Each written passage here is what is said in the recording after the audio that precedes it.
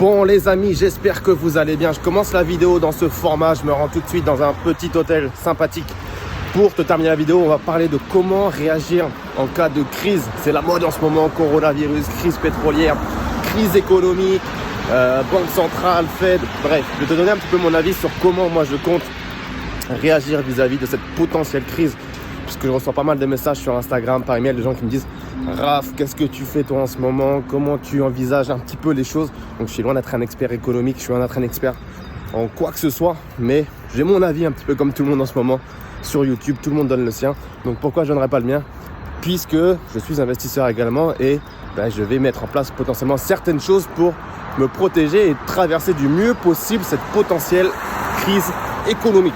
Donc on se retrouve tout de suite. Abonne-toi à la chaîne YouTube en attendant et je te dis à tout de suite. Les amis, on se retrouve finalement chez moi puisque je voulais vraiment faire en sorte de structurer cette vidéo comme il faut, histoire que tu puisses en retirer le maximum, puisque c'est vrai que je reçois pas mal de questions. J'ai des gens qui me disent « Raph, qu'est-ce que tu penses des marchés financiers? Comment tu réagis vis-à-vis de ça ?» Donc je vais te donner mon avis dans cette vidéo. D'autres personnes m'envoient des messages et me disent « Raph, plus personne ne vient dans mes appartements en location saisonnière, je vais pas réussir à payer mon crédit. » Je vais réagir également vis-à-vis de ça. Bref, il y a pas mal de choses en ce moment qui fait que c'est compliqué pour beaucoup de personnes et malheureusement, ça risque d'être encore compliqué pour plusieurs semaines et plusieurs mois.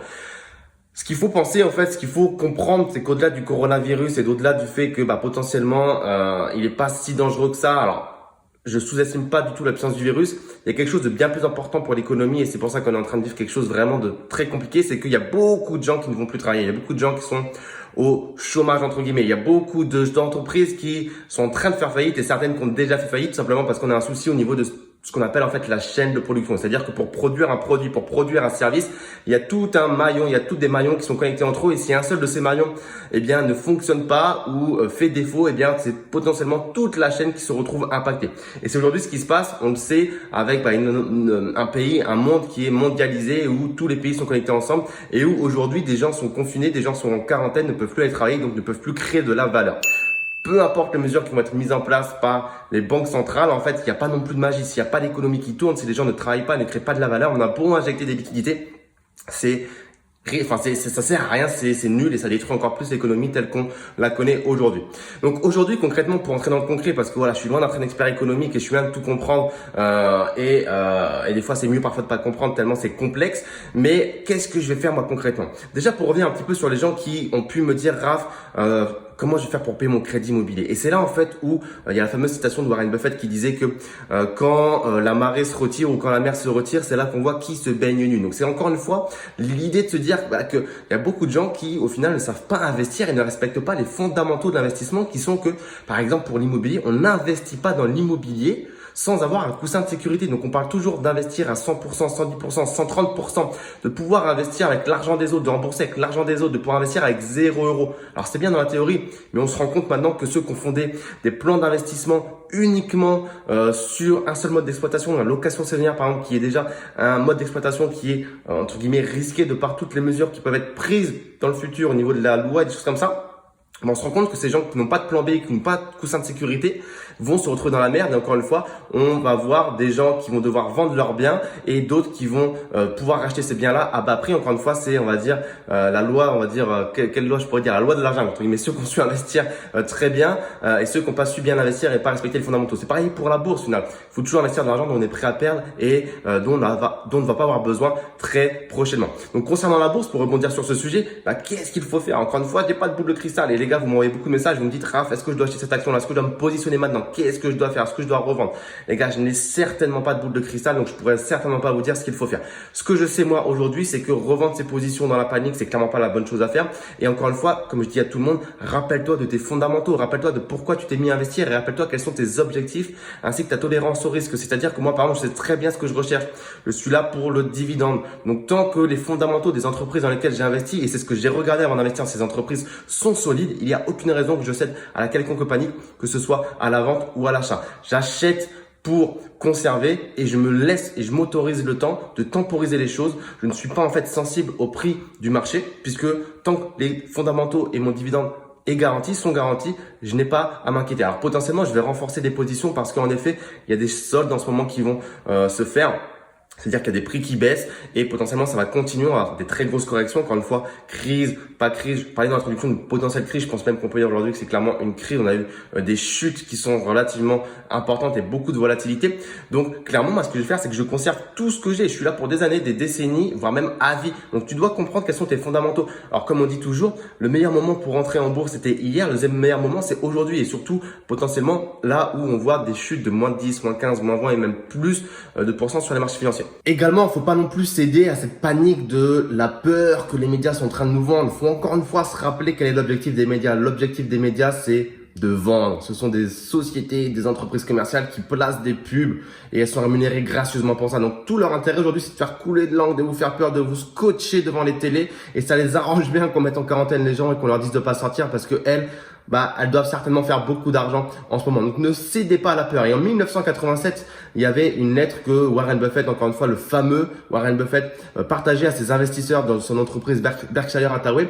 Et il parlait justement de ce genre de cas qui sont les épidémies, les virus et choses comme ça qui arrivent de façon cyclique. On en a connu plusieurs. Donc, je vais pas faire l'ancien, mais quand tu regardes l'histoire, il y en a plusieurs qui se sont passés.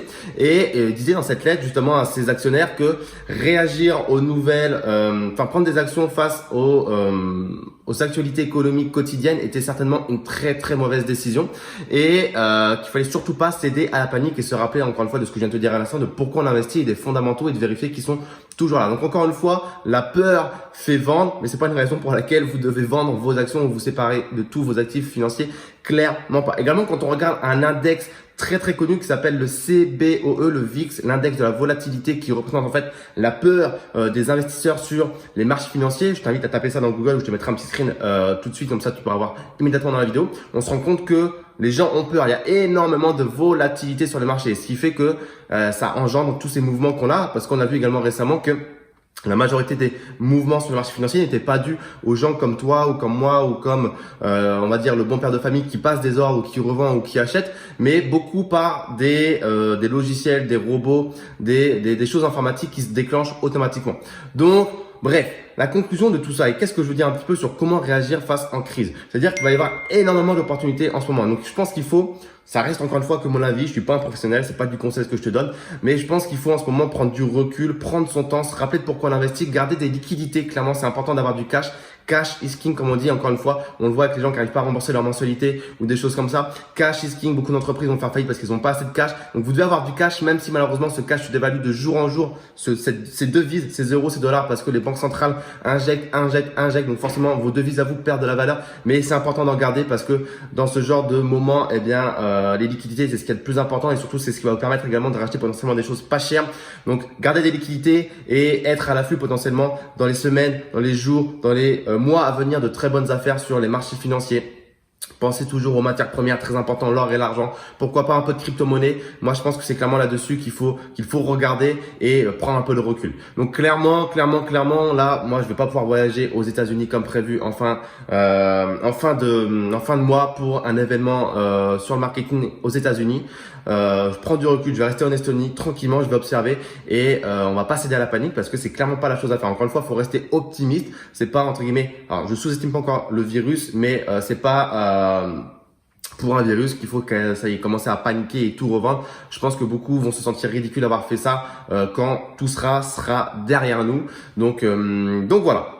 Bref, dis-moi ce que tu en penses toi un petit peu de tout ça, ça m'intéresse énormément et dis-moi également si tu veux que je fasse un petit peu plus de vidéos sur le sujet. C'est vrai qu'en ce moment il y a énormément de contenu qui pullule sur YouTube, tout le monde y va son petit avis de ce qu'il faut faire, de ce qu'il faut pas faire, de ce qui va se passer, de ce qui va pas se passer. Est-ce que c'est une crise telle que 2008 qu'on va connaître maintenant, voire même pire parce que l'économie est encore plus vérolée, encore plus endettée que elle ne l'était en 2008. Est-ce que, bref, tout le monde a son petit avis. Alors, je regarde énormément de choses également de mon côté. Il y a énormément de choses enthousiasmantes également, au-delà de toute la peur qu'on peut nous vendre. Donc voilà, n'hésite pas à me dire si tu veux que je fasse un petit peu plus de vidéos à ce sujet-là sur la chaîne YouTube. Donne-moi ton avis dans les commentaires ci-dessous, ça m'intéresse énormément. Qu'est-ce que tu fais toi? Est-ce que tu investis dans les matières premières, dans des actions, de nouvelles actions? Est-ce que tu revends tout? Est-ce que tu es full immobilier ou est-ce que tu penses que l'immobilier, lui aussi va chuter en 2020 et donc du coup tu fais une pause et t'attends 2021?